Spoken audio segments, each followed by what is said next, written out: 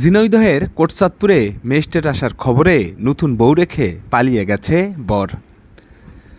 বুধবার 25 সেপ্টেম্বর দুপুর 2:30টার দিকে উপজেলার কুল্লাগাছা গ্রামে এ ঘটনা ঘটে। স্থানীয়রা জানান, অষ্টম শ্রেণীর এক ছাত্রীর সঙ্গে বিয়ে হয় পার্শ্ববর্তী বড় ঘিঘাঘাটি গ্রামের শাহাদত হোসেনের ছেলে আকাশ আলীর। 3 দিন আগে বিয়ে হলেও বরপক্ষ আজ বুধবার আনুষ্ঠানিকভাবে বউ তুলে নিতে আসেন। বাল্যবিবাহ করার কনের বাড়িতে অভিযান চালায় নির্বাহী ম্যাজিস্ট্রেট জান্নাতুল মাওয়া।